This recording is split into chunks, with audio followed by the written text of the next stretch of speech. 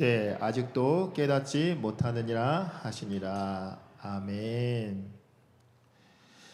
아직도 깨닫지 못하느냐라는 제목으로 말씀의 은혜를 나눠보고자 합니다. 오늘 본문이 포함되어 있는 마가복음, 이 마가복음에는 예수님이 제자들과 함께 하신 이 세 번의 배 여행 이야기가 나옵니다. 첫 번째 배 여행은 이 마가복음 4장에 나옵니다. 4장 35절부터 41절에서 예수님과 제자들이 함께 배를 타고 가고 있는 와중에 큰 광풍을 만납니다. 기억이 나시죠? 그 광풍을 만났을 때 예수님 뭐하고 계셨죠? 주무시고 계셨습니다.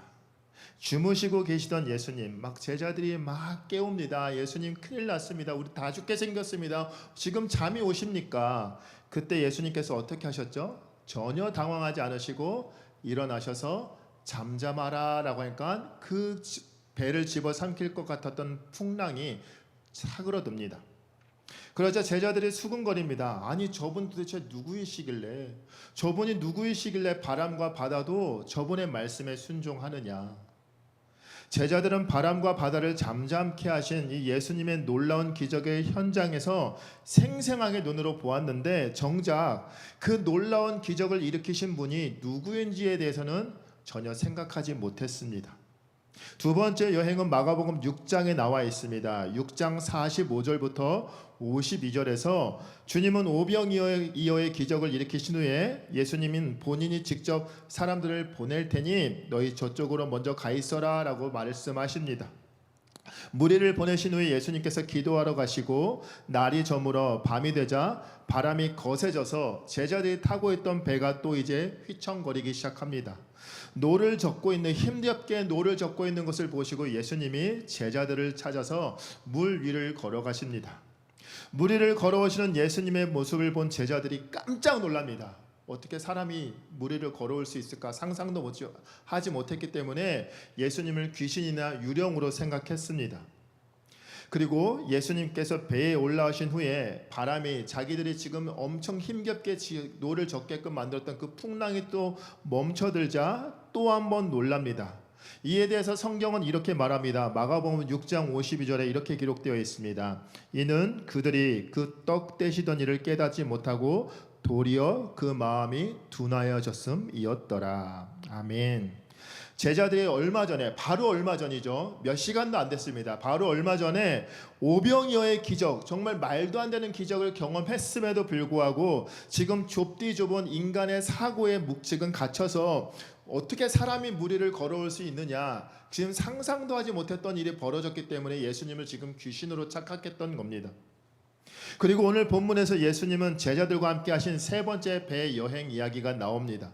이 이야기를 통해 예수님에 대한 제자들의 영적 무지함이 얼마나 참 답답한 상황이었는지, 정말 믿음 없는 모습이 또 한 번 적나라하게 드러나게 됩니다. 우리 14절 말씀 함께 읽어보도록 하겠습니다.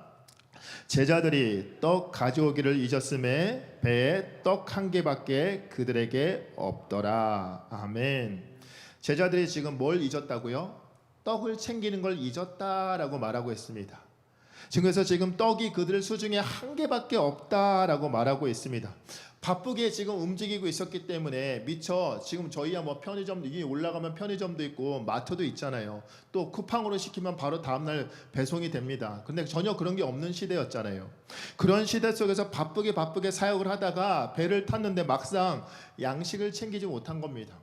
떡이 한 개밖에 없다. 지금 현실의 문제에 이 제자들이 사로잡히기 시작합니다.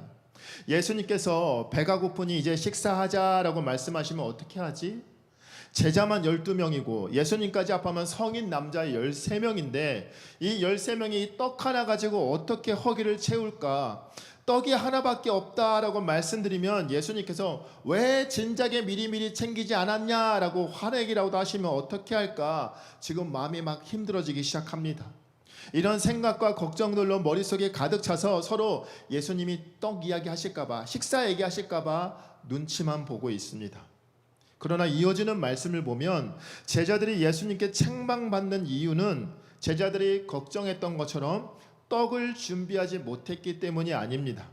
두 번째 여행 때 마가복음 6장 52절에서 이렇게 좀 아까 말씀 드렸던 대로 이는 그들이 그 떡 떼시던 일을 깨닫지 못하고 도리어 그 마음이 둔하여졌음이더라 라고 말씀했던 것처럼 이전에 예수님이 행하셨던 놀라운 일, 그 일을 기억하지 못했기 때문에 예수님께서 책망하십니다.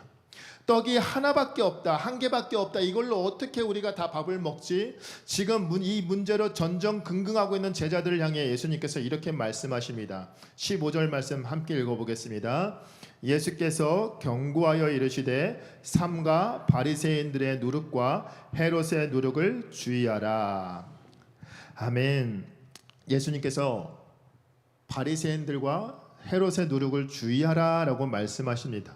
여기서 예수님이 왜 생뚱맞게 갑자기 바리새인들과 헤롯의 누룩을 주의하라고 말씀하셨을까요? 보통 누룩은 빵이나 떡을 부풀릴 때 사용하는 효모입니다. 그래서 고린도전서 5장 6절과 7절에 이런 말씀이 있습니다. 너희가 자랑하는 것이 옳지 아니하도다. 적은 누룩이 온 덩어리에 퍼지는 것을 알지 못하느냐. 너희는 누룩 없는 자인데 새 덩어리가 되기 위하여 묵은 누룩을 내버리라. 우리의 유월절 양 곧 그리스도께서 희생되셨느니라. 아멘. 이 말씀처럼 성경 곳곳에 이 침투성과 영향력이 강한 악의 상징적 매개차로 지금 누룩이 등장합니다. 본문에서도 이러한 의미로 사용되고 있습니다. 그러므로 바리새인과 헤롯의 누룩을 주의하라라는 이 말은 타인에게 강력하게 미칠 수 있는 악한 영향력을 의미하고 있습니다. 그럼 바리새인들과 헤롯의 악한 영향력, 누룩은 무엇일까요? 오늘 본문 바로 앞단락인 이 8장 11절과 13절에서 바리새인들이 예수님을 시험하면서 하늘로부터 오는 표적을 내놔봐라 라고 요청합니다. 하늘로부터 오는 표적은 예수님께서 메시아의 되심을 입증할 수 있는 분명한 증거를 말합니다. 그러나 바리새인들은 예수님께 하늘로부터 오는 표적을 요구한 것은 예수님이 하나님의 아들이라는 것을 믿기 위함이 아니었습니다. 그저 예수님을 어떻게 하면 걸고 넘어질까, 어떻게 하면 음해할까, 그 음모를 가지고 자기들이 유리한 증거를 확보하기 위해서 예수님께 지금 표적을 구했던 겁니다. 그러므로 예수님께서는 그들의 그 꼼수를 간파하시고 그들에게 아무런 표적도 보이지 않겠다라고 말씀하신 후에 그들을 떠나십니다. 바리새인들의 요구 배경에는 예수님에 대한 불신이 가득 깔려 있습니다.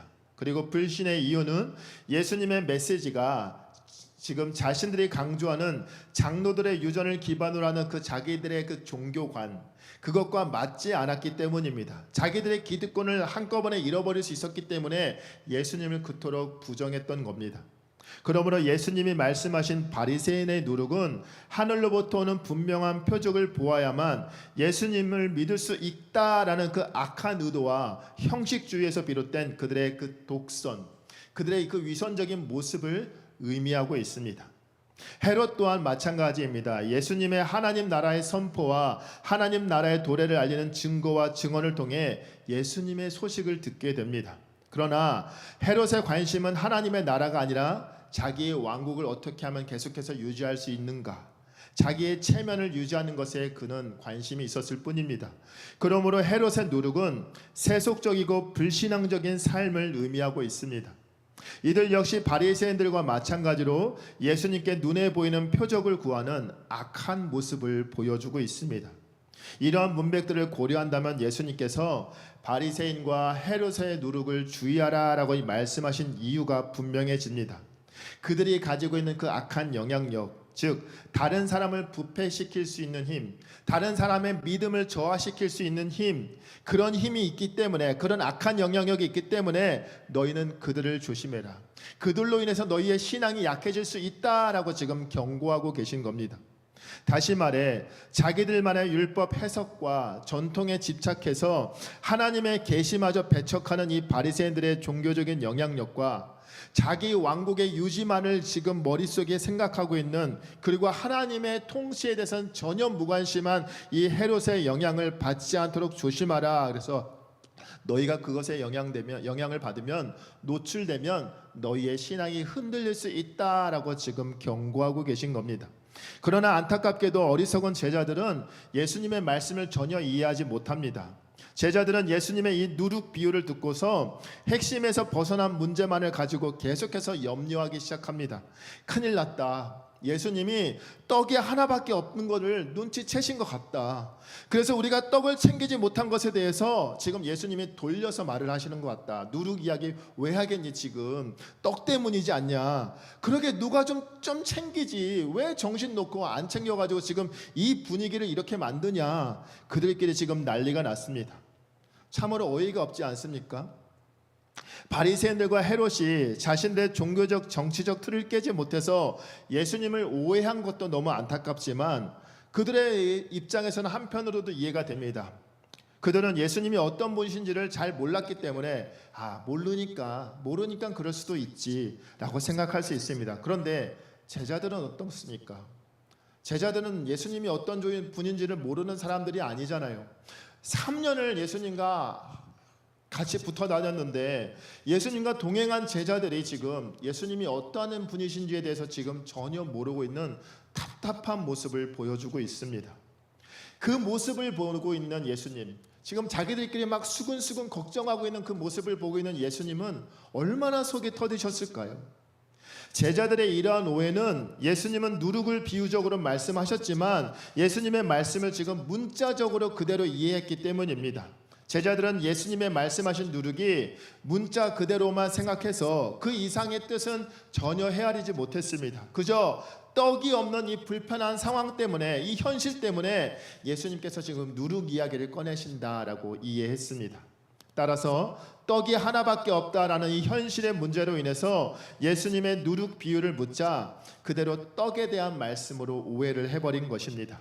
제자들은 떡이 하나밖에 없다라는 이 현실적인 상황 때문에 조금 전까지 오병이어와 칠병이어의 기적을 일으키시고 풍랑과 바다를 잠잠케 하시고 무리를 걸어오셨던 그 예수님의 모습을 완전히 다 까먹어버리고 말았습니다. 그 기적들을 행하신 예수님이 어떤 분이셨는지를 전혀 기억해내지 못하고 있습니다. 오늘날 교회 다니는 많은 성도들도 지금 세상에 깔아놓은 삶의 원리라는 이 판 안에서 자유롭지 못하게 굴 때가 있습니다.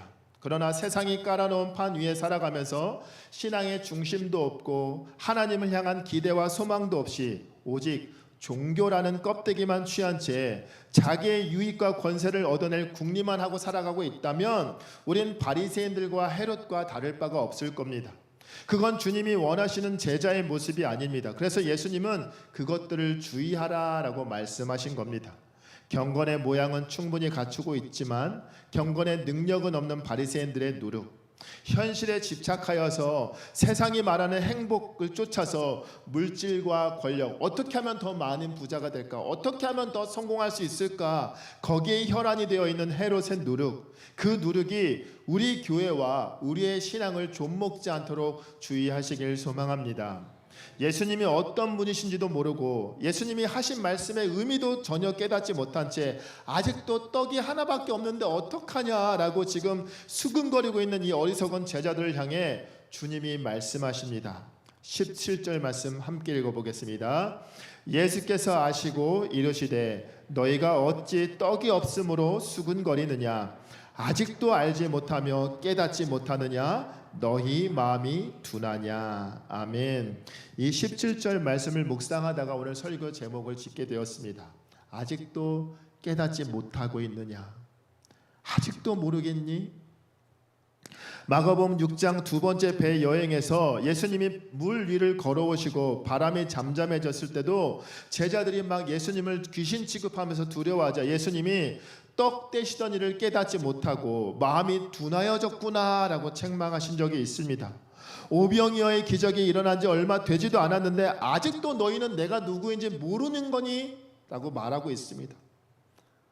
제자들은 항상 예수님 곁에 있는 특권을 누렸습니다. 먼발치에서 그냥 그저 바라만 보는 대상이 아니라 예수님과 함께 동고동락했습니다. 예수님으로부터 많은 가르침을 받았고 많은 이적들도 체험했습니다. 그럼에도 불구하고 제자들은 예수님이 행하신 사역을 통해 예수님이 어떤 분이신지에 대해서는 전혀 깨닫지 못하고 있었던 겁니다. 이에 예수님께서 책망하십니다. 너희 마음이 둔하다. 예수님은 자신의 말씀을 제자들이 이해하지 못하고 깨닫지 못하는 것에 대해 지적하신 후에 제자들의 마음 상태에 대해서 너희 마음이 너무 둔하다라고 말씀하십니다. 당시 고대 근동 사람들은 마음을 생각과 의지나 판단의 저장소로 여겼습니다. 그러므로 예수님의 너희의 마음이 둔하다라는 이 책망은 제자들의 그 깨닫지 못함이 바로 그들의 그 완고한 마음에서 비롯된 것이다라고 말씀하고 있는 겁니다. 이 완고한 마음의 특징은 바리새인들의 마음을 묘사할 때 사용되는 표현인데, 지금 제자들에게 너희가 지금 저 바리새인들처럼 너희가 생각하는 그 범주를 전혀 벗어나지 못하고 마음이 돌처럼 굳어있다라고 책망하고 계신 겁니다. 6장에서도 제자들은 똑같은 책망을 들은 적이 있습니다. 그런데 오늘 본문에 또 한 번 이 책망을 듣고 있습니다. 예수님과 오랜 시간 함께 했음에도 불구하고 제자들의 전혀 나아지지 않는 이 마음 상태, 돌같이 딱딱히 굳어져 버린 이 마음, 이 영적 무지에 대해 주님께서 너희의 마음이 왜 이렇게 돌처럼 굳어있니? 라고 책망하고 계십니다. 3년 동안 제 예수님과 동거동락했음에도 불구하고 그들의 마음은 더욱더 완고해지고 더욱더 고착화됐습니다. 너무나 안타까운 상황 아닙니까? 우리가 봐도 그 제자들이 한심하지 않습니까? 그런데 제자들의 모습을 보고 계신 예수님의 마음은 얼마나 속이 터지셨을까요? 안타까운 마음에 예수님의 책망이 계속 이어집니다. 18절에 너희가 눈이 있어도 보지 못하며 귀가 있어도 듣지 못하느냐? 또 기억하지 못하느냐? 너희 기억 안 나? 내가 뭐라고 했는지 기억 안 나? 내가 무슨 일을 했는지 너희 기억이 안 나? 예수님은 제자들이 기억하지 못하는 부분에 대해서 다시 책망하십니다. 제자들이 그리고 무엇을 기억하지 못하는지에 대해서 다시 한번 말씀해 주십니다. 19절과 20절 우리 말씀 한번 같이 한번 읽어보도록 하겠습니다. 시작.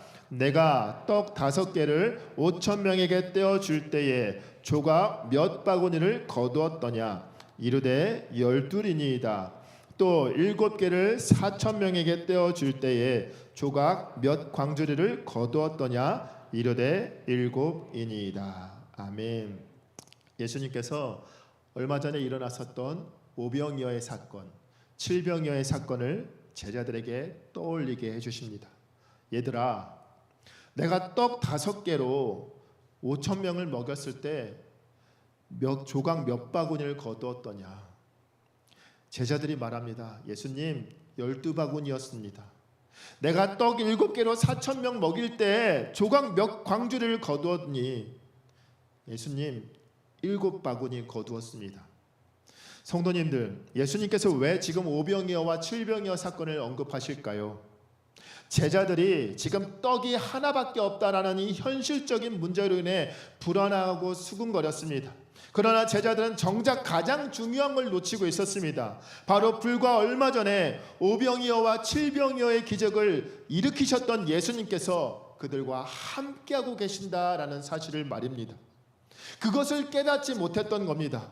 떡 5개로 5,000명을 충분히 먹이셨던 분인데 떡 1개로 13명 못 먹이실까요?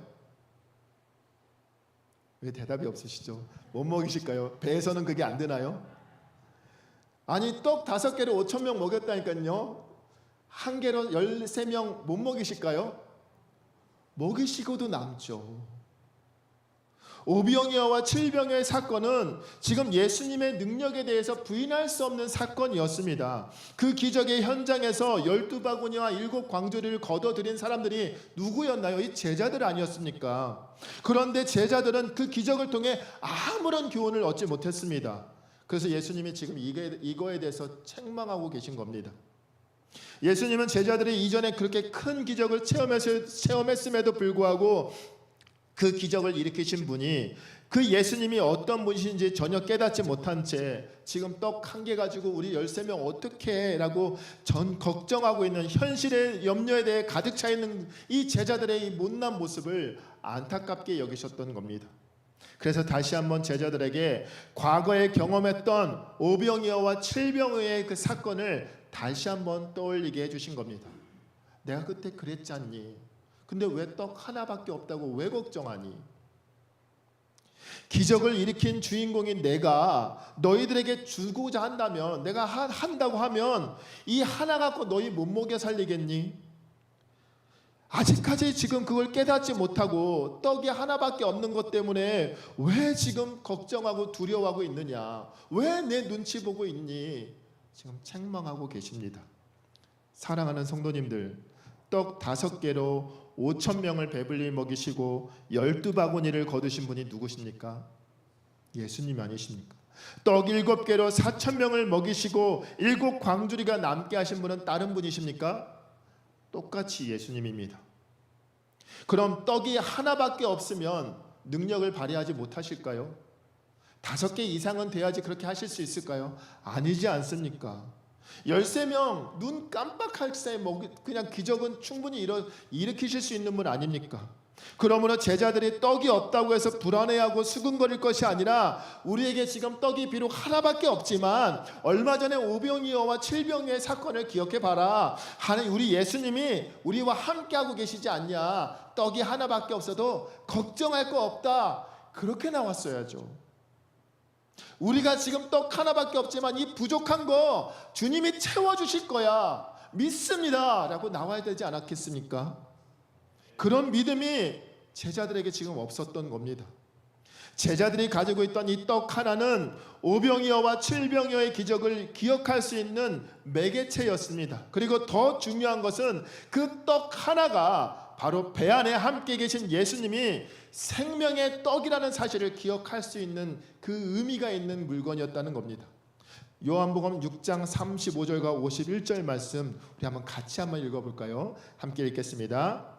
예수께서 이르시되 나는 생명의 떡이니 내게 오는 자는 결코 줄이지 아니할 터이요 나를 믿는 자는 영원히 목마르지 아니하리라. 나는 하늘에서 내려온 살아있는 떡이니 사람이 이 떡을 먹으면 영생하리라. 내가 줄 떡은 곧 세상의 생명을 위한 내 살이니라 하시니라. 아멘. 사랑하는 성도님들, 이 말씀처럼 그들에게 남은 단 한 개의 떡, 이 떡이신 생명의 떡이신 예수 그리스도를 상징하는 것이었습니다. 제자들이 아직도 깨닫지 못하고 있는 영적인 떡, 하늘에서 내려온 생명의 떡이신 예수 그리스도께서 지금 그들과 함께하고 계시다는 사실, 그분이 함께하시면 떡이 한 개밖에 없어도 걱정할 것이 없다는 사실을 그들은 미처 깨닫지 못했습니다. 제자들은 자기들 수중에 떡이 한 개밖에 없다는 사실에 염려하고 수군거리고 있었지만 예수님은 그들의 그 믿음 없음을 간파하시고 내가 얼마 전에 떡 5개로 5,000명 먹이고 떡 7개로 4,000명 먹이지 않았냐? 그 기적을 행하신 예수가 바로 너희와 지금 함께 있지 아니하냐? 지금 책망하고 계십니다. 그리고 내가 너희들을 육적으로도 배부르게 할 수 있을 뿐만 아니라 영적으로도 배부르게 할 수 있는 바로 생명의 떡이다라고 말씀하고 계신 겁니다. 제자들의 영적인 무지함은 결국 현실의 문제로부터 비롯된 것이었습니다. 떡이 한 개밖에 없다. 이 현실의 문제, 그 현실의 문제가 그들의 기억과 그 믿음을 송두리째 무너뜨렸습니다. 예수님이 어떤 분이신조차도 잊어버리게 만들었습니다. 이는 자신들만의 종교적인 틀에 갇혀서 예수님이 누구인지를 바라보지 못하는 바리새인들과 자기 왕국의 번영에만 관심을 가진 채 예수님을 이용하려 했던 헤롯과 똑같은 모습입니다. 그러므로 예수님의 아직도 깨닫지 못하느냐라는 이 책망을 통해서 제자들에게 지금 새로운 무언가를 가르쳐 주시기 위함이 아니라 예수님이 어떤 분이신지를 경험했으나 그것을 지금 잊어버리고 있는, 까먹고 있는 제자들에게 예수님이 다시 한번 내가 어떤 존재인지를 알려주고 계신 말씀이 바로 오늘 이 말씀입니다. 그러나 제자들은 바리새인과 헤롯의 누룩을 주의하라는 이 예수님의 비유를 오해하고 말았습니다.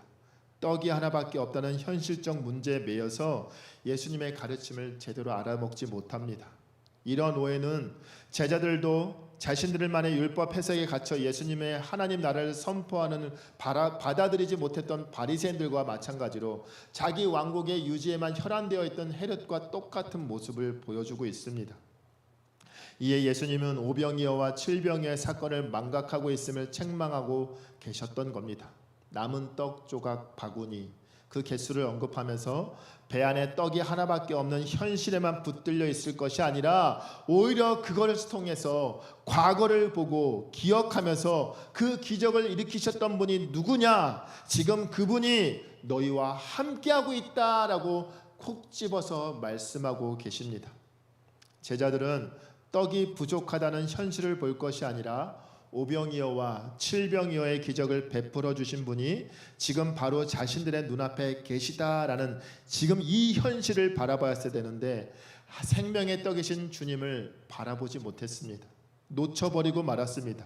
그러므로 제자들이 깨달아야 하는 것은 떡이 하나밖에 없다라는 그런 현실의 문제가 아니라 오병이어와 칠병이어의 기적을 베푸신 분이 그들과 이 문제에 함께하고 계신다. 그 문제를 해결해 줄 수 있는 분이 그들과 함께 하신다라는 사실을 기억해야 했습니다.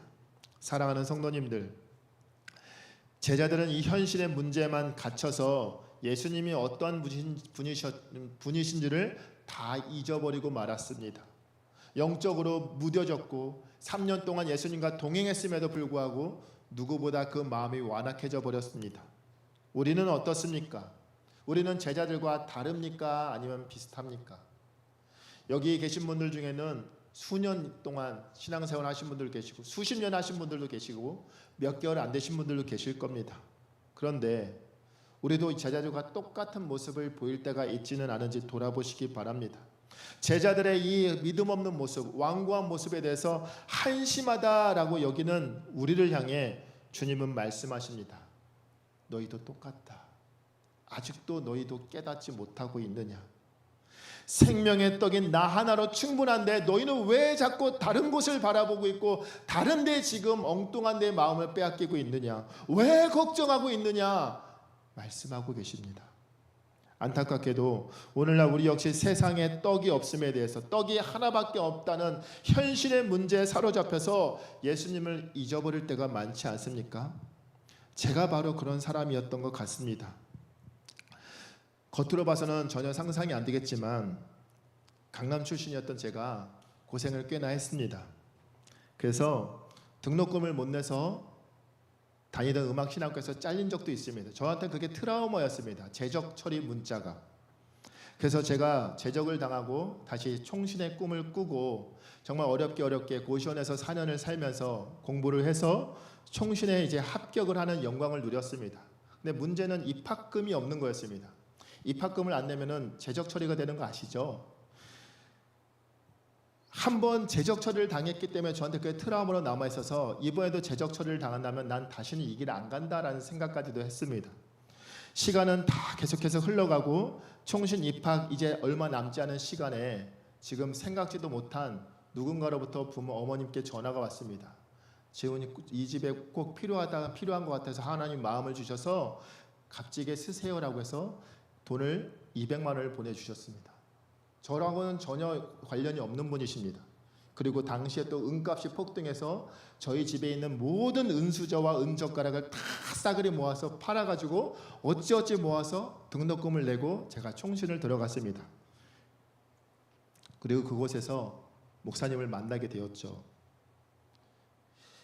그러던 와중에 전도사 생활해도 제 생활은 전혀 나아진 것이 없었습니다. 그런데 또 한 번 등록금을 못 낼 위기가 처해서 담임 목사님을 면담을 신청한 적이 있습니다. 목사님, 갑을 좀 해주시면 안 될까요? 그때는 좀 패기가 있었던 것 같습니다. 전도사, 신입 전도사가 담임 목사님 방에 똑똑하고 가서 목사님 갑을 좀 해달라고 했으니 얼마나 기가 차셨겠습니까? 그런데 그때 목사님께서 제가 얼마 전에 은퇴하셔서 제가 찾아뵀었던 그 일산에 계신 목사님이신데 너무 서운하게 들릴 만한 얘기를 하셨습니다. 최 전도사, 앞으로 이 길 가면서 이런 일이 숱하게 벌어질 텐데 그때마다 이렇게 인간적인 방법, 사람 찾아다닐 텐가 기도해 보게. 저 그때 너무 서운했습니다. 아니 없으면 없다고 하시지, 쉬어주면 싫다고 하시지, 저 기도 안 했겠습니까? 나와서 행정 목사님 붙잡고 엉엉 울었습니다. 목사님 너무 하신다고. 그랬는데 생각지도 못한 방법으로 등록금을 해결해 주시더라고요. 덕분에 제가 총신을 졸업할 수 있었습니다. 하나님의 살아계심을, 하나님이 어떤 분이신지, 하나님께서 제게 이 주의 종의 길을 허락해 주셨고 비전을 주셨고 사명을 주셨기 때문에 책임져 주신다는 사실을 경험했습니다. 그런데 목사가 되면은 나아질 줄 알았는데 그게 아니더라고요. 부끄럽지만 가정을 이루고 나니까, 가정을 이루기 전에는 저 혼자 어떻게든 아득바득 살면 됐습니다. 가정을 이루고 나니까 이게 또 쪼여 오더라고요. 분명히 사례를 받았는데 통장에 잔고가 없습니다. 이 왜 없지? 하면 계속 어디서 빠져나갑니다. 아내한테는 생활비 줘야 되는데, 애는 계속 커지고 먹을 건 더 밝히고 있는데 어떻게 하지? 어떻게 하지? 그때마다 저는 떡이 한 개밖에 없다라는 이 문제에 갇혀서 하나님을 잊어버릴 때가 많다는 것을 제가 다시 한번 이 말씀을 통해 깨닫게 되었습니다. 계속해서 마이너스 생활을 하고 있던 저희 가정에게 정말 생각지도 못한 방법으로 아내가 영주칩을 맞게 되고 아내에게 교회에서 베풀어진 사례가 생김으로써 문제가 해결되는 놀라운 기적을 맛보았습니다. 전혀 생각지도 못했던 하나님이 부어주신 은혜였거든요. 다시 한번 이 말씀을 보면서 혼자 제자들처럼 한 개밖에 없다고, 떡이 한 개밖에 없다고 혼자 끙끙거리고 있었구나. 통장 잔고 보면서 한숨만 쉬고 있었구나. 아내에게도 부끄러웠고요, 하나님한테는 더없이 부끄러웠습니다. 저만 그럴까요? 저만 통장 잔고 때문에 끙끙거릴까요? 통장 잔고 때문에 끙끙거리는 분도 계시고요, 직장의 문제 때문에 끙끙거리는 분들도 계시고, 취업이 안 돼서, 결혼이 안 돼서, 자녀가 속을 썩여서, 아니면 누군가 때문에 상처받아서 그것 때문에 끙끙거리고 있는 현실의 이 문제 때문에 힘들어하고 계시면서 결국 예수님을 잊어버리고 있지는 않은지 돌아보시길 바랍니다. 세상의 떡이 한 개밖에 없다라는 이 현실의 문제에 gat혀서 선택의 갈림길에서, 현실이 이러니까 어쩔 수 없잖아요. 신앙이 밥 먹여주는 것도 아니고, 신앙은 신앙이고 현실은 현실 아닙니까? 목사님, 따로국밥 신앙으로 살 때가 많지 않습니까? 이 말씀에 나오는 제자들을 향한 너 왜 아직도 깨닫지 못하니? 재훈아, 내가 너에게 베풀어줬던 그 기적들을 너는 벌써 또 까먹었니? 네, 까먹었었더라고요. 주님이 어떤 분이신지를 아는데 왜 자꾸 떡이 하나만 남으면, 통장에 잔고가 떨어지면 왜 자꾸 통장 잔고에 눈이 멈춰서 하나님을 잊어버리고 있는 저의 모습이 바로 제자들의 모습이었던 것을 보게 됩니다. 사랑하는 성도님들, 주님이 어떤 분이신지를 기억하시길 소망합니다.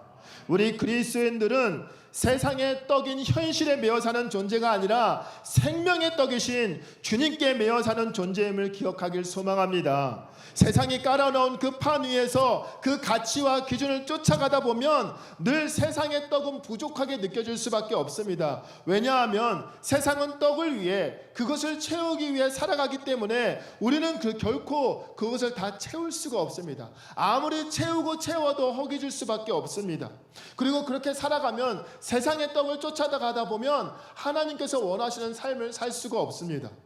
그리고 그 떡은 우리를 만족시킬 수가 없습니다. 우리를 만족시킬 수 있는 떡은 유일하신 생명의 떡, 예수 그리스도밖에 없다는 사실을 기억하길 소망합니다. 그러므로 현실의 어려움 속에서 그 부족한 떡 때문에, 현실의 문제 때문에 떡을 찾아다니는 어리석은 인생이 아니라 생명의 떡 되신 주님, 나는 주님만으로 만족합니다. 주님이 나를 채워주실 줄 믿습니다. 주님이 나를 이곳에서 건져주실 줄 믿습니다는 그 믿음의 고백으로 나아가는 주님의 참된 제자들 되시길 소망합니다. 우리 시간 말씀 기억하면서 함께 찬양했으면 좋겠습니다. 왜